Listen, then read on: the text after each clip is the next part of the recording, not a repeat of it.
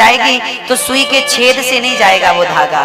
हाँ, एक भी गांठ रह गई तो मोक्ष का दरवाजा तुम्हारे लिए बंद ही मिलेगा, खुला नहीं मिलेगा। फिर आओ, फिर खोलो वो गांठ जो थी, सारी गांठ खोल लेना मेरी माँ, सारी गांठ खोल लेना। कपट ना हो, अहंकार ना हो, क्रोध ना हो, द्वेष ना हो, घृणा ना हो, वासनाएं खत्म हो जाए। काम क्रोध मद लोभ सब नाथ नरक के पंथ, सब परिहरि रघुवीर हैं, भजहु भजहि जेहि संत। नरक का दरवाजा क्या है? बोले काम वासना, ये नरक है। क्रोध, ये नरक है।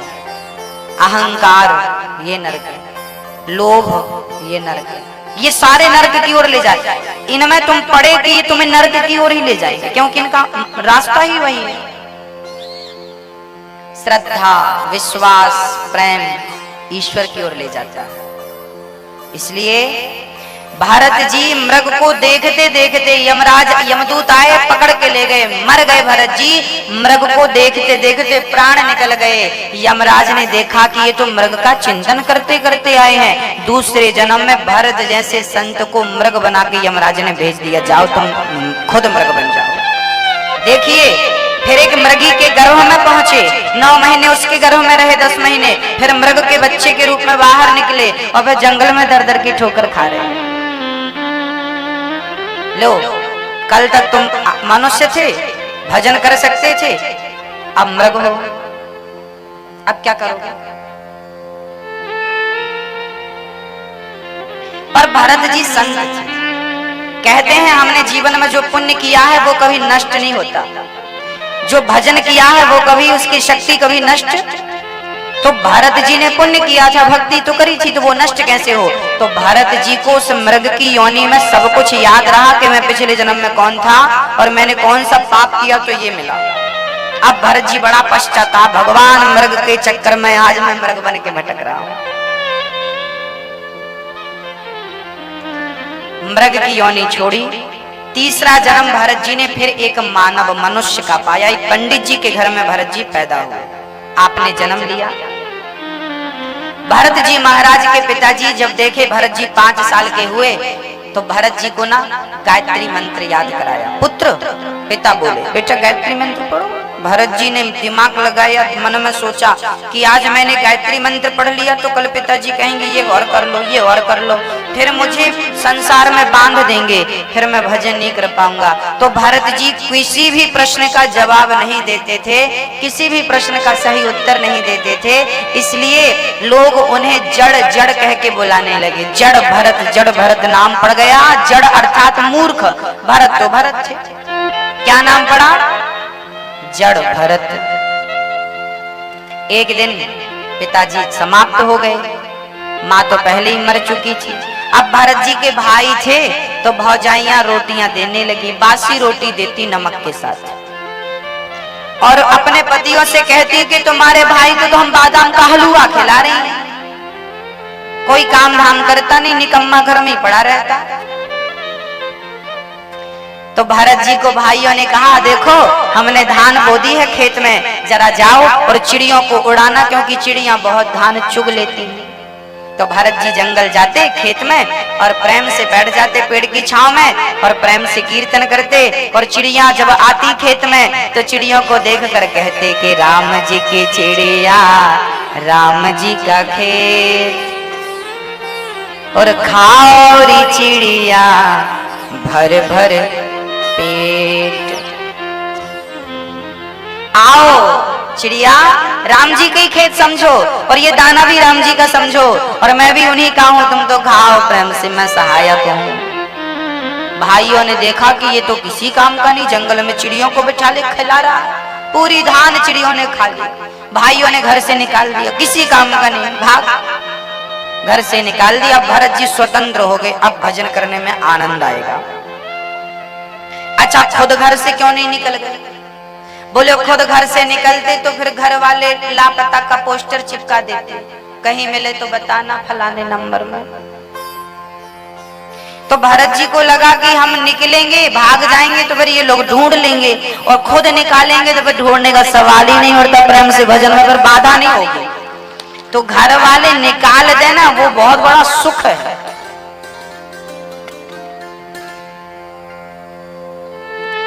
कहते हैं ना, ठोकर ही ठाकुर से मिलाती है। ठोकर ना लगे तो ठाकुर नहीं मिलता।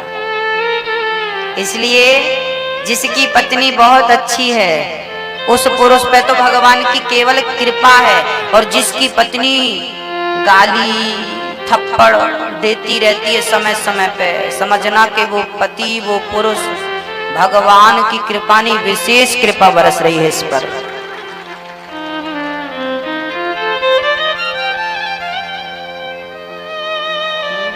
तो आप लोग मत बरसा देना पति पर विशेष कृपा।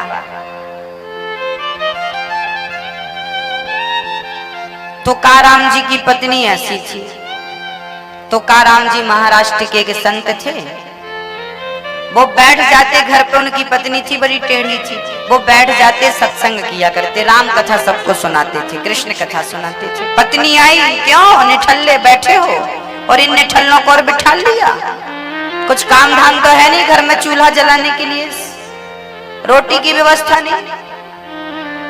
गांव वाले बोले तुकाराम जी पत्नी कुछ कह रही है, काम धाम कर लो।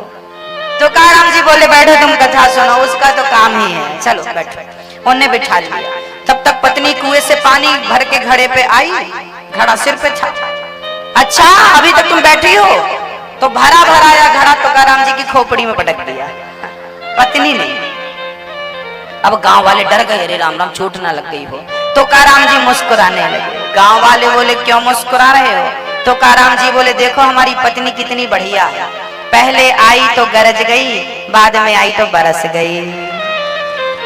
नहीं तो अक्सर सुना था कि जो गरजता है वो बरसता नहीं, जो बरसता है वो गरजता नहीं। हमारी पत्नी भगवान ने ऐसी दी, बेचारी गरजती भी है और बरसती भी है। ऐसी पत्नी के साथ तुकाराम जी बहुत बहुत बहुत खुश थे। हाँ? अच्छा पत्नी ऐसी है, और पति तो मीराबाई का भोजराज। भोजराज मीरा को चिंता ही नहीं कि हमारा पति जिंदा है कि मर गया। भोजराज युद्ध में मारे गए थे, मर गए। शादी के थोड़े ही महीनों में मीरा विधवा हो गई। लोग कहते चूड़ियां तोड़ दो, तुम तो विधवा हो गई हो, मांग मत भरा करो, ये मंगलसूत्र उतारो। हाँ, मीराबाई ना तो मांग भरना छोड़ती है, ना तो चूड़ी पहननी छोड़ती है, ना तो मंगलसूत्र उतारी उसने। सास ने जबरदस्ती छीन लिया, कोई तुम छीन लो कोई बात नहीं। अब मीराबाई ये कपड़े जो आप लोग पहनते ना ये सब छोड़ के भगवा कलर की साड़ी पहन ली, अपने कपड़े एक कर ली उसने, और प्रेम से अब गोविंद गोपाल गाती है और गोविंद को ही रिझाती है। पति मर गया, लोग कहते कैसी औरत है, पति मर गया और ये कृष्ण कृष्ण जप रही है। मीरा ने कहा कि मैंने तो इसको पति बनाया जो कभी मर ही नहीं सकता, तुम किसकी बात कर रहे हो? वो तुम्हारा बनाया हुआ पति था। भाई आप हमारे बाजू में किसी को जबरदस्ती बिठाल दो तो क्या बिठाल देने से संबंध हो जाएगा? संबंध बाजू में बैठने से नहीं बनते।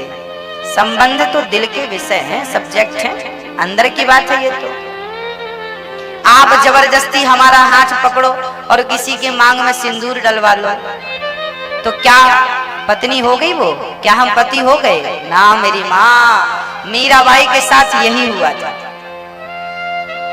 मीरा विवाह के पक्ष में बिल्कुल नहीं थी। उसकी माँ पिता जबरदस्ती, बेटी बिगड़ रही है, बेटी बिगड़ रही, कृष्ण कृष्ण जपती है। भजन करने लगे बच्चे तो माँ बाप को बड़ी टेंशन हो जाती, बाबा ना बन जाए। और चोरी चमारी करने लग जाए तो उन्हें टेंशन नहीं होती, करो बेटा खूब चोरी करो। चोरी करने में भय नहीं लगता किसी का गला काटने में भय नहीं लगता। बेटा डाकू हो जाए, चोर हो जाए, नालायक हो जाए, निकृष्ट हो जाए तो भय नहीं है, पर बाबा ना हो जाए। बड़ी विलक्षण बात। मीरा के जबरदस्ती उसके भोजराज से चक्कर पड़वा दी, मांग मांग भरवा दी, लोग पत्नी हो गई। आया भोजराज रात को मिलने के लिए, पहली रात मिलन की। घूंघट उठाया, मीरा ने तुरंत साफ अक्षरों में कह दिया कि शरीर से मोहब्बत है तो शरीर सामने है, शरीर पर कब्जा कर सकते हो, मेरे दिल पर तो मेरे गोविंद का कब्जा है। शरीर की क्या वैल्यू है ईश्वर के सामने बताओ? मेरा शरीर आपके सामने है, आपका शरीर सबके सामने है। शरीर पर कोई हुकूमत कर भी ले तो क्या होगा?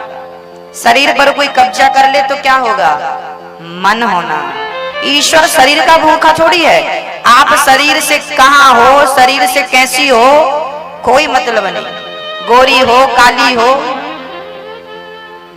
बुढ़िया हो, जवान हो ना, मन कहां है और कैसा। निर्मल मन जन सो मोहि पावा, मोहि कपट छल छिद्र न भावा। रामचरितमानस में लिखा साफ अक्षरों में।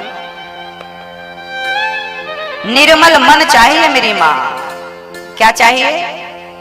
निर्मल मन। मीराबाई विवाह तो कर लेती है, पर क्या हुआ? पति मारे गए तो मीरा रोई नहीं, आहा खुश है।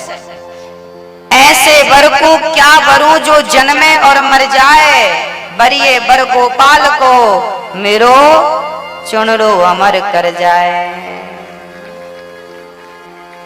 ऐसी मांग भरूं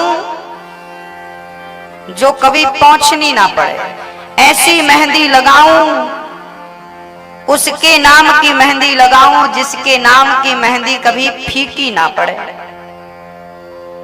कमजोर ना पड़े। बस दुनिया वालों के साथ शरीर का संबंध रखो, मन का, आत्मा का संबंध तो परमात्मा से होना चाहिए। मैं केवल ये कहना चाह रहा हूं। दुनिया वालों के साथ ठीक है आपका संबंध, बढ़िया है, जो है ठीक है, चलने दो।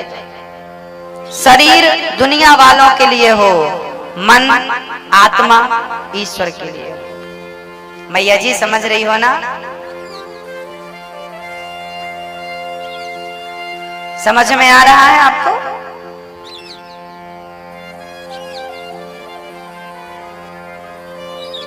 मैया जी, ओ मैया, भगवान ने आंख कितनी दी है?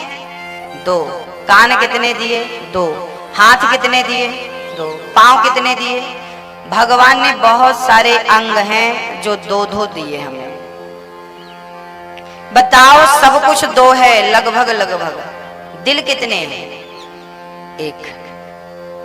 अब जो भगवान 2 आंख दे सकता था, 2 कान दे सकता है, 2 हाथ दे सकता, पांव, क्या वो 2 दिल नहीं दे सकता था? लेफ्ट में दिया है, राइट में भी दे देता। बोलो, नहीं दे सकता था? यहां तो है, धड़क रहा आपका मेरा, एक और दे देता साइड में, क्या बिगड़ जाता? नहीं दिया। जानती हो क्यों नहीं दिया? मेरी माँ, मैया जी, ओ मैया, ओ पंचायती, 2 दिल इसलिए नहीं दिए भगवान ने। अच्छा, जो चीज 2-2 दी है, वो 2-2 क्यों दी है पहले ये समझो। आंख 2 है। एक आंख संसार को देखने के लिए है, एक आंख सदा गोविंद को देखने के लिए। ये 2 आंख दी परमात्मा ने। कहा कि तुम्हें 2 आंख दे रहा हूं, एक आंख से तुम दुनिया वालों को देखना और दूसरी आंख से सदा मेरे दर्शन करना। 2 हाथ दिए हैं ईश्वर ने आपको, हमको। एक हाथ से परिवार का दामन पकड़ना, दूसरे हाथ से गोविंद के चरण पकड़ना, इसलिए 2 हाथ दिए। एक हाथ से पत्नी की, पति की, बच्चों की, माँ की, पिता की सेवा करो, दूसरे हाथ से गुरु की और गोविंद की सेवा। एक हाथ संसार के लिए, एक हाथ ईश्वर ने अपने लिए दे रखा। ये दोनों हाथ मत लगाना संसार में। 2 पांव दिए तुम्हें भगवान ने, मेरी मां ध्यान से सुनना। एक पांव इसलिए दिया कि एक पांव से तुम संसार की ओर बढ़ो, पत्नी के काम के लिए, पति के काम के लिए, परिवार के काम के लिए।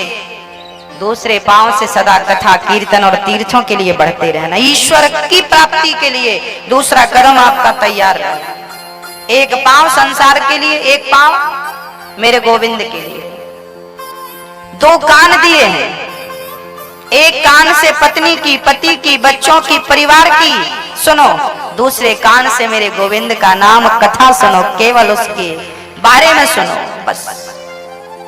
एक कान संसार में लगा है तो दूसरा कान गोविंद में लगे, एक हाथ संसार में दिया है तो दूसरा हाथ गोविंद में लगे, एक पांव संसार के लिए बढ़ा है तो दूसरा कथा कीर्तन के लिए बढ़ता रहे। ये तो रही दो दो चीजें जो मिली हैं उनकी बातें। अब दिल कितने हैं? एक। तो अब एक पे चलते हैं। अब दिल एक है, अब ये बताओ कि इस दिल पे किससे बिठाना है, परिवार को कि परमात्मा को? किससे बिठाएं? ईश्वर को, भगवान को। पर आपने बिठाया किसे है? किसे? किसे? आपने परिवार को बिठाया है दिल में। दिल जो है भगवान ने तुम्हें इसलिए दिया है कि इस दिल में केवल तुम हमें बिठाना, अर्थात केवल गोविंद को, मेरे राम को, मेरे कृष्ण को, मेरी राधा रानी को, मेरे गोविंद को यहां बिठा लो, श्री कृष्ण को यहां बिठा लो। तो महाराज जी फिर पत्नी को, पति को, परिवार को, बच्चों को कहां बिठाएं? बोले उन्हें दिल में बिठाने की जरूरत नहीं है। फिर बोले उन सबको दिमाग में रखो, दिमाग की चीजें हैं ये सब। कहां रखो? दिमाग में। दिमाग है कि नहीं? होता ना सबके पास। याद रखना मेरी माँ, मैं ये बात क्यों कह रहा हूं? मैं ये बात केवल इसलिए कह रहा हूं क्योंकि दिमाग में जो चीज होती है वो दिमाग से निकल जाती है, लेकिन दिल में जो चीज होती है ना जल्दी से निकलती नहीं। कभी कभी आप अपने पति से कहती हो कि बाजार से ये ले आना, वो ले आना, पति जब आता है पूछती हो लाए, ओ हो आपकी बात दिमाग से निकल गई। कभी कभी आप लोग कहते गुरुजी हमने अपने बाल यहीं रखे थे, कहां चले गए? दिमाग से निकल गए। सामान यहां रखा था, दिमाग से निकल गया। बोलो मेरी मां, सही है? जो चीज दिमाग में होती है वो जल्दी से निकल जाती है, लेकिन जो दिल में होती है वो। एक बहू आई, गुरुजी सास ने गाली दी, दिल में लग गई। दुनिया को दिमाग में रखो मेरी माँ, दुनिया दिमाग में होगी तो निकल जाएगी। गोविंद को दिल में रखो ताकि कभी निकले ही ना। दिल की चीज निकलती नहीं है, ये बात तो मानती होगा। तो जो कभी ना निकले उस जगह पे गोविंद को बिठाओ। पत्नी परिवार को यहाँ बिठाओ, दिमाग, इनको दिमाग से रखो। परिवार में दिमाग लगाने की जरूरत है, भगवान में दिमाग लगाने की नहीं, उसमें तो दिल लगाने की जरूरत है।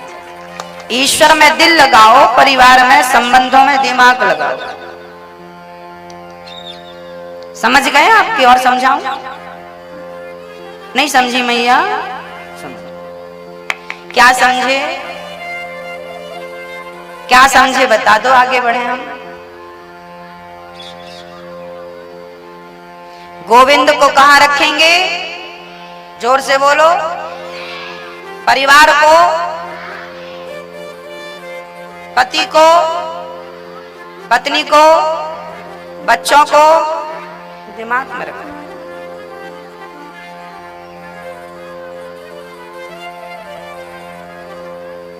ये दिल के सब्जेक्ट नहीं, कचरा दिल में नहीं रखने का मेरी माँ।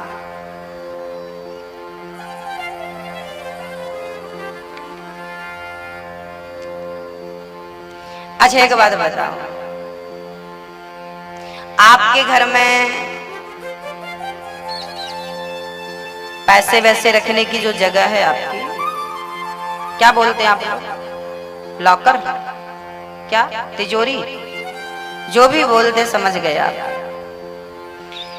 हमारी माताओं का वो हार रखने के लिए आता है, लाल कलर का डिब्बा, सोनी जी देते हैं। खोला, माताओं ने हार रखा, बंद किया। अब बताओ उसमें आप सोना ही रखती हो कि झाड़ू लगा के घर का कचरा रख लेती हो? घर में जो कीमती चीज होती है उसे संभाल के रखने की जरूरत होती है कि जो फालतू की चीज है वो? बोलो। जो कीमती चीज होती है ना मेरी माँ, उसी को ना आप लोग संभालते हैं, हम लोग संभालते हैं। बोलो, यदि कीमती चीज को आप संभालते हैं तो बताओ गोविंद से ज्यादा कीमती क्या होगा? उसे तो दिल में रख कर ही संभाला जा सकता है। ये दिल की जो तिजोरी है ना, इस तिजोरी का दरवाजा खोलो, दिल का दरवाजा खोलो और गोविंद को दिल के दरवाजे खोल करके उसमें बिठाओ और दरवाजा बंद करके लॉक कर दो। सूरदास जी कहते हैं, हाथ छोड़ा के जा रहे हो, कभी दिल से निकल कर दिखाओ तो जाने। निकलता एक तो अंदर जाता नहीं है वो आसानी से। मैं जो आज बोल दिया ना, इस पे बहुत चिंतन करना, सोचना और फिर धीरे से गोविंद को मन मंदिर में रख लेना, काम बन जाएगा। भरत जी एक दिन जंगल में घूम रहे थे, भीलों के राजा ने पकड़कर सिर झुका दिया, चलो तुम्हें मारेंगे। भद्रकाली के मंदिर में ले गए, सिर काटने लगे। भद्रकाली ने प्रकट होकर दर्शन दे दिया, दुष्टों का दमन किया। राजा रहुगण पालकी पर चढ़ के, राजा रहुगण सिंधु सौवीर देश के एक राजा थे, नाम था रहुगण। पालकी पर चढ़ के सत्संग करने जा रहे थे। तभी भरत जी ने एक पेड़ की छांव में आराम से भजन कर रहे थे। तभी रहुगण का एक कहार बीमार पड़ गया। भरत जी ने तुरंत, रहुगण के लोगों ने भरत जी को कहार बना लिया, पालकी कंधे पर रख दी और बोले चलो। भरत जी चल पड़े, पर भरत जी तो साधु थे ना, चींटी ना दब जाए पांव में, मर ना जाए। भरत जी छलांग लगा रहे थे, रहुगण के सिर पे बार बार पालकी टकरा रही थी। रहुगण बोला, क्यों रे, ठीक ठीक चलो, दिखाई नहीं पड़ता राजा हूं मैं? कहारों ने कहा, महाराज हम तो ठीक चल रहे हैं, ये नया नया भर्ती हुआ बिना इंटरव्यू का, यही उछल उछल के चल रहा है। भरत जी को देखा और रहुगण ने पर्दा हटाकर कहा, अरे बहुत दुबला पतला है ना, और सुन, अब तूने उछल कूद करी, मैं मृत्यु दंड दूंगा, मार डालूंगा। भरत जी समझ गए कि आज इस मूर्ख को ज्ञान देना पड़ेगा। यदि आज इस मूर्ख को हमने ज्ञान नहीं दिया तो लोग कहेंगे कि जिसकी पालकी भरत ने उठाई वो मूर्ख का मूर्ख बना रहा। तब भरत जी ने पालकी नीचे रखी और भरत जी ने रहुगण को उपदेश देना शुरू किया। त्वयोदितं व्यक्तम विप्रलब्धम भर्तुः समय स्यादधि वीर भारः गन्तुर्यदि स्यादधिगम्य मध्वा पीबेति रासौ न विदाम् प्रवादम्।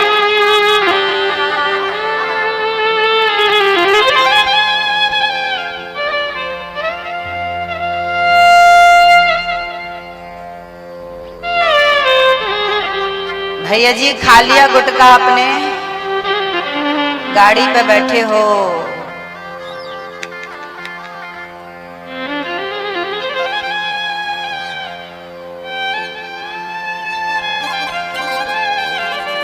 देखो आप कितने बढ़िया बच्चे हैं। होनहार देश के भविष्य हैं ये, पर गुटखा खा खा करके, तंबाकू खा खा करके देखो जरा कितना दुख का विषय है। हमारे भारत की युवा पीढ़ी बिगड़ रही है।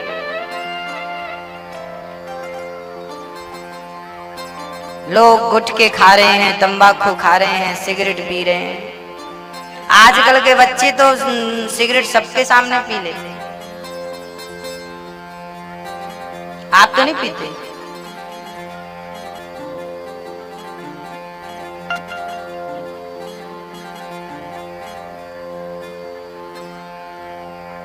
अच्छा, इन बच्चों को कहो कि गुटखा नहीं खाया करो, तो इन्हें लगता है कि जो समझा रहे हैं ये मूर्ख लोग हैं। माँ कहती है बेटा गुटखा ना खाया कर, तो बेटे माँ को समझते हैं ये मूर्ख है, अनपढ़ गंवार औरत, ये क्या समझाएगी हमें, हम तो पढ़े लिखे।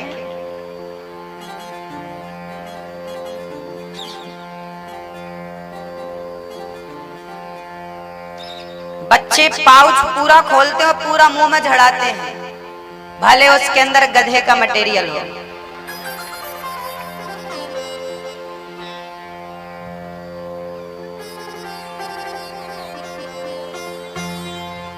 इतना सुंदर शरीर तुम्हें दे रखा है ईश्वर ने, इतना सुंदर मुंह दे रखा है, उस मुंह में राम नाम होना चाहिए था। कितनी गंदगी तुमने उस मुंह में रखी है, बताओ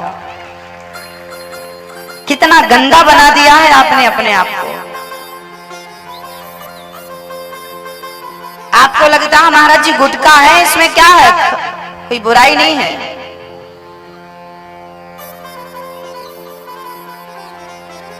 देखो बुराई तो बुराई है। जो गुटखा लोग खाते हैं ना, उसी गुटके के पाउच में लिखा होता है गुटखा खाना स्वास्थ्य के लिए हानिकारक है। जो कंपनी बनाने वाली है वो खुद चेतावनी दे रही है, खाओगे तो मरोगे, कैंसर हो जाएगा। आजकल के बच्चे वो लाइन नहीं पढ़ पा रहे हैं और कहते हैं कि हम बहुत पढ़े लिखे हैं, पता नहीं क्या पढ़ लिया। एक लाइन तो पढ़ नहीं पाई तुम पूरी जिंदगी में, वो पढ़ाई ही क्या जिसको पढ़ के तुमने समझा ना हो। गुटखा खाने वालों, तंबाकू खाने वालों, सिगरेट पीने वालों, शराब पीने वालों, मैं आपसे केवल यही कहना चाहता हूं कि आप जो कर रहे हो वो केवल अपना ही नाश कर रहे हो, अपना खुद का ही बिगाड़ रहे हो। हमारा मानना है कि जो व्यक्ति तंबाकू, गुटखा, बीड़ी, सिगरेट, शराब जैसी छोटी सी चीज नहीं छोड़ पाता, वो अपने अंदर के विषयों को, विकारों को, काम, क्रोध, लोभ, मोह को कैसे छोड़ पाएगा। तंबाकू जिनसे नहीं छूट रही है वो अहंकार क्या छोड़ पाएंगे। तंबाकू जैसी, बीड़ी जैसी घटिया चीज जिससे नहीं छूटती, वो क्रोध क्या छोड़ पाएगा। वो अपने जीवन की बुराइयों को कैसे छोड़ पाएगा, पहले ये तो सोचो। आप ना हार गए। मैंने एक बच्चे से पूछा, क्या भाई तुम गुटखा क्यों खाते हो? बोले गुरुजी नहीं खाते ना तो उसकी तड़प लगती है, तड़प लगती है, खाने की बहुत इच्छा होती है। हमने कहा इच्छा होती है तुम खा लेते हो, फिर क्या होता? बोले शांति मिल जाती है। हमने कहा कि इसका अर्थ यही है कि तुम गुटके से हार गए। अरे चाहिए तो ये था कि तुम अपने इंद्रियों को, अपने आप को तो कम से कम अपने वश में रखो। तुम्हारी इच्छा हुई गुटखा खाने की, खा लिया। इच्छा हुई बीड़ी पीने की, पी लिया। इच्छा हुई शराब पीने की, पी लिया। अरे तुम तो शराब के, गुटखा, बीड़ी के गुलाम हो गए कि नहीं? उनके गुलाम मत बनना। इन बुराइयों को अपने पांव के नीचे दबाओ, इनको अपना गुलाम बनाओ। इनके गुलाम बनोगे तो ये तुम्हें नष्ट कर देंगी। मैंने कई तंबाकू वालों से मिला और कई लोगों को देखा, कई लोगों को कैंसर हो गया है केवल गुटखा के कारण। एक सज्जन को तो यहाँ पर नली डली थी, वो श्वास यहाँ से नहीं लेते थे, यहाँ नली डली थी यहाँ पर। अक्सर गुटखा खाने वालों को यहाँ कैंसर होता तो यहाँ नली डल जाती, यहीं से फिर हवा जाती, पूरा गाल कट गया था। क्यों? बाद में पश्चाताप करोगे, तब पश्चाताप करने से क्या होगा? अभी जागने का समय है, अभी जाग जाओ तो ईश्वर माफ कर देगा। आप स्वस्थ रहो, यही तो हम चाहते हैं। हम क्या चाह रहे हैं?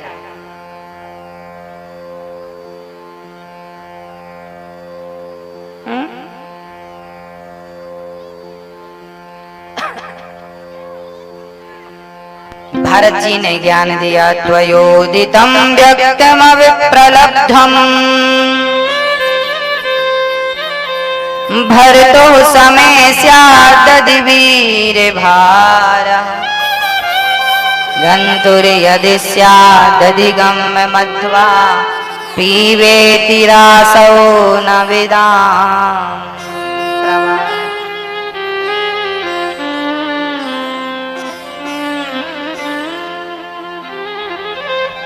अहम, मैं कभी मरूंगा नहीं।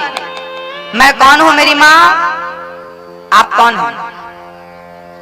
कौन है आप? मैं शरीर नहीं हूं। मैं कौन हूं? आत्मा। मैं यदि आत्मा हूं तो आत्मा कभी मरती नहीं। आपकी परछाई कभी मर सकती है जब तक आप जिंदा हो। आप मरेंगे तो परछाई मरेगी। तो आप नहीं मरेंगे तो परछाई को कोई तलवार से काट दे, कटेगी? आग में जलाए जलेगी? नहीं। जैसे परछाई को कभी काटा नहीं जा सकता, जलाया नहीं जा सकता, बस ईश्वर की परछाई का नाम ही तो आत्मा है। उस आत्मा को भी शास्त्र गीता में लिखा है, नैनम छिंदन्ति शस्त्राणि नैनम दहति पावक। न शस्त्र काट सकते हैं, न आग जला सकती है। क्या कहें? आत्मा अजन्मा है, अमर है। आत्मा का स्वरूप क्या है? दर्पण तो देखा होगा आपने। दर्पण, दर्पण में जो दिखता है वो क्या होता है? वो आपका प्रतिबिंब होता है। उसे क्या कहते हैं मेरी माँ? उसे प्रतिदिन नहीं, प्रतिबिंब। क्या बोलते हैं उसको? क्या बोलते हैं मैया जी? मैया जी नींद आ रही है? थक गई होगी ना, काम घर पे ज्यादा था। नींद आए बोलना। लोरी भी आती है हमें छोटी सी, सुना देंगे आपको।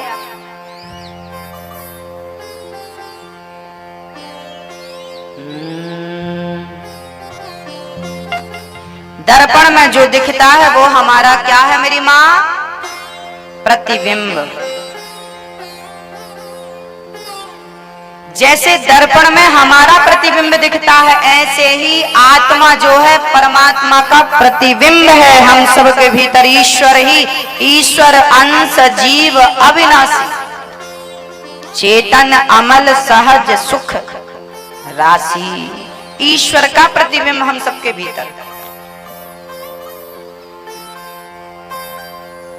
तो हमारी आत्मा जो है वो किसका स्वरूप है? किसका स्वरूप है? क्या किसका स्वरूप है मेरी माँ? किसका स्वरूप है? भगवान का स्वरूप।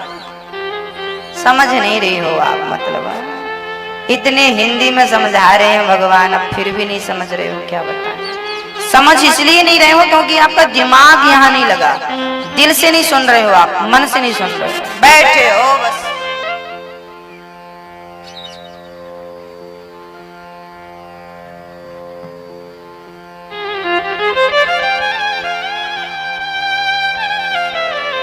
ऐसे थोड़ी कथा सुनी जाती है।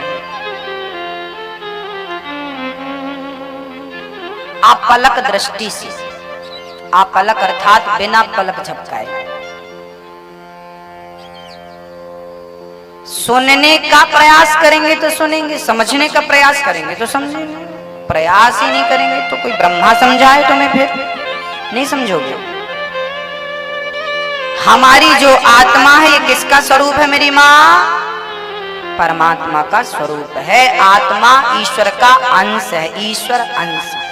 और शरीर कितनी चीजों से मिलकर बना है आपका? आपका शरीर कितनी चीजों से मिलकर बना है मेरी माँ? बोलो मैया जी, कितने?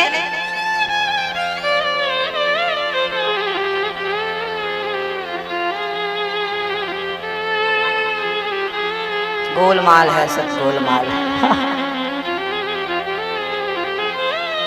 हमारा शरीर 5 चीजों से मिलकर बना है। कितनी चीजों से? क्या क्या? गिनाओ। पृथ्वी,